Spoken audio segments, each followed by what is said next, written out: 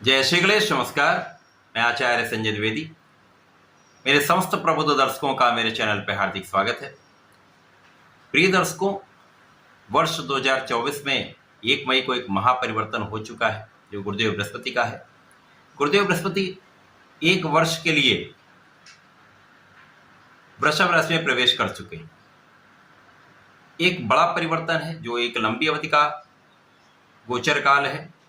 और गुरुदेव जो इस जगत में, इस 9 ग्रहों में सर्वाधिक शुभ प्रभाव देने वाले ग्रह हैं तथा शुभ कारक भाव के स्वामी हैं, जो ज्ञान देने का कार्यकत्व रखते हैं, संतान देने का कार्यकत्व रखते हैं, विद्या प्रज्ञा के कारक गुरुदेव बृहस्पति हैं। इसी प्रकार कार्यक्षेत्र देकर धन का अर्जन कराने का कार्यकत्व गुरुदेव बृहस्पति के पास। सर्वाधिक शुभ प्रभाव देने वाले गुरुदेव बृहस्पति 6 मई से अस्त अवस्था में जा रहे हैं। अस्त अवस्था का अर्थ यह है जब कोई भी ग्रह सूर्यदेव के प्रभाव में आता है। क्योंकि सूर्यदेव 9 ग्रहों में राजा है, इनका एक विशेष आभा मंडल है, एक विशेष आभा है। इस आभा के कारण उस दूसरे ग्रह का प्रभाव कुछ निर्बल हो जाता है, जिसके कारण उस अवस्था को अस्त अवस्था कहते हैं। इस अस्त अवस्था के प्रभाव को समझना आवश्यक है, डरने की आवश्यकता बिल्कुल नहीं। क्योंकि अस्त अवस्था में ऐसा नहीं होता। यदि ये मित्र ग्रह हैं तो यहाँ पर ऐसा कहीं भाव नहीं बनता कि उस ग्रह का कार्यकत्व कम हो जाएगा तो वो अपना दायित्व संपूर्ण नहीं करें, उनके बल में निर्बलता जाए। केवल सूर्य के आभामंडल ऑरा के कारण उस विशेष ग्रह का प्रभाव कुछ कम दिखता है। आज मैं सूर्य के परिवर्तन को समाहित करते हुए, जो 14 मई को होने वाला है, गुरुदेव के इस अस्त काल का समस्त राशियों पर किस प्रकार का प्रभाव मिलने वाला है, संपूर्ण विश्लेषण मैं पूर्ण तर्क के साथ करने जा रहा हूं। प्रिय दर्शकों, ये राशिफल आपके चंद्र राशि पर आधारित है। आज मैं वृषभ राशि के लिए गुरुदेव के अस्तकाल का तथा सूर्यदेव के इस परिवर्तन का किस प्रकार का मिश्रित प्रभाव मिलने वाला है। वृषभ राशि में ही ये गोचर काल चल रहा है, जहां पर गुरुदेव बृहस्पति 1 मई को प्रवेश कर चुके हैं। 14 मई को सूर्यदेव का राशि परिवर्तन भी हो जाए तो यहाँ पर सूर्य और गुरु का आपसी संयोजन युति प्रभाव आरंभ हो जाए। परंतु जब सूर्य किसी राशि की ओर अग्रसर हो जाते हैं, सूर्य सदा ही मार्गी होते हैं, कभी वक्री नहीं होते। जब सूर्य का भ्रमण अपनी अगली राशि की ओर हो जाता है, यदि अगली राशि में कोई ग्रह गोचर कर रहा है, तब सूर्य और उस ग्रह के बीच में जब अंशों का अंतर कम हो जाएगा, तब वो अस्त अवस्था में चला जाएगा। 6 मई से अस्त अवस्था में गुरुदेव बृहस्पति आ चुके हैं, जो इनका अस्त अवस्था का काल 1 जून तक चलेगा। मुख्य रूप से ये अस्त अवस्था रहेगी। यहाँ पर ये संपूर्ण रूप से ये प्रभावित रहेंगे सूर्यदेव से। परंतु यहाँ पर सूर्य और गुरु आपसी मित्र भाव में होते, अति मित्र हैं।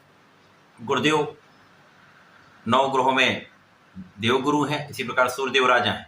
सूर्य के भी गुरु बृहस्पति हैं। तो यहाँ पर अति मित्र के अभाव में होते हुए दैत्य गुरु की राशि में दोनों का गोचर आरंभ होगा। तो वृषभ राशि के लिए लग्न में ही होगा, लग्न को प्रबलता मिलेगी। क्योंकि जब भी गुरु और सूर्य का संबंध बनता है तो वो शासन सत्ता का गुण प्रबल हो जाता है। आपके अंदर सूर्य का प्रभाव तो राजा का ही शासन सत्ता का गुण है, राजतंत्र का गुण है। गुरु का ज्ञान का, धैर्य का, विवेक का गुण है। तो ये दोनों जब मिल जाते हैं तो सर्वश्रेष्ठ लाभ मिलता है। तो लग्न में होकर ये संपूर्ण रूप से आपको बलवान बना रहा है। अब आकर्षण वैसे भी होता है वृषभ राशि में।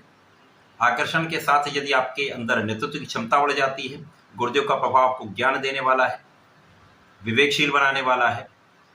साथ ही साथ यहाँ पर जब लग्न में होंगे तो आपका प्रभाव समस्त लोगों पर पड़ने वाला है, तथा यहाँ पर गुरुदेव के प्रभाव में वृद्धि होगी, सूर्य के प्रभाव में भी वृद्धि होगी। कई गुना दोनों का प्रभाव एक दूसरे को बल देने वाला हो जाएगा, जिसके कारण यहाँ पर यश वृद्धि का संपूर्ण योग बनता है। आप जिस भी कार्य क्षेत्र में हैं, जिस भी प्रोफेशन में है, जिस भी व्यापार में, वहां पर एक बड़ा लाभ भी लेने वाले हैं, बड़ा नाम भी अर्जित करने वाले हैं। यहाँ पर आपका ज्ञान भी सर्वश्रेष्ठ रहेगा। ज्ञान से, शिक्षा से आप बहुत बड़ा लाभ भी लेंगे। जो विद्यार्थीगण है उनके लिए सर्वश्रेष्ठ समय, क्योंकि ज्ञान के कारक गुरुदेव लग्न में है, सीधी दृष्टि का प्रभाव पंचम भाव पर है। इसी प्रकार से जो गुरुदेव हैं, गुरुदेव का प्रभाव आपके भाग्य पर भी है, गुरुदेव का प्रभाव आपके लाभ पर भी।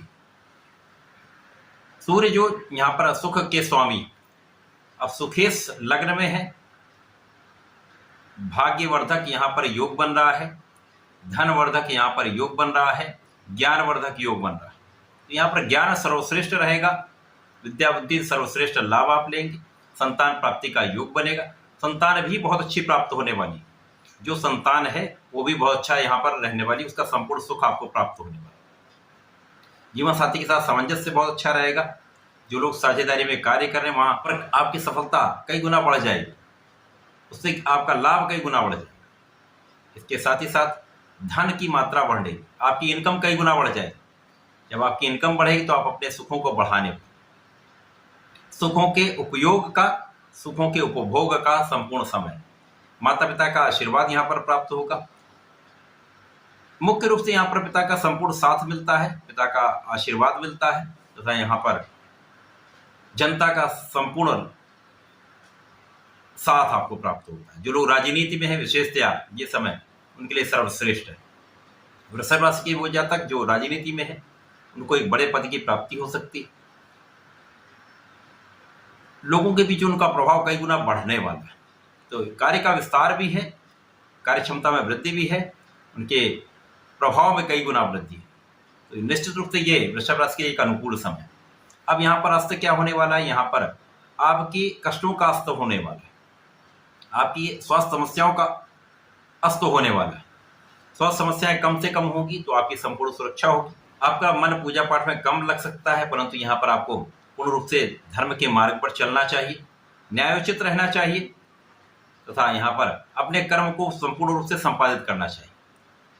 यदि न्यायोचित कार्य करते हैं, धर्म के मार्ग पर चलते हैं तो किसी प्रकार का कोई कष्ट नहीं है, क्योंकि गुरु धर्म है, सूर्य राजा है, राजधर्म का संपूर्ण साथ आपको मिलेगा। यहाँ पर वृषभ राशि के जातकों के लिए एक अच्छा समय है। यहाँ पर आपके अवरोध दूर होने वाले हैं, आपके मार्ग के कष्ट दूर होने वाले हैं और गुरुदेव का अस्तकाल आपके शारीरिक कष्टों को, आपके मानसिक कष्टों को दूर कर देता है। इस समय में आपको नियमित रूप से सूर्यदेव को जल देना चाहिए। प्रत्येक शुक्रवार को भगवान भोलेनाथ पर जलार्चन करना चाहिए तथा पीले पुष्प का अर्पण करना चाहिए, पीले चंदन का अर्पण करना चाहिए तथा फल के रस का अर्पण करना चाहिए। यदि आप ऐसा करते हैं इस समय विशेष आपको लाभ भी मिलेगा, यश वृद्धि भी होगी, अवरोध भी दूर हो जाए। तो ऐसा करके समय का लाभ लें। धन्यवाद, नमस्कार।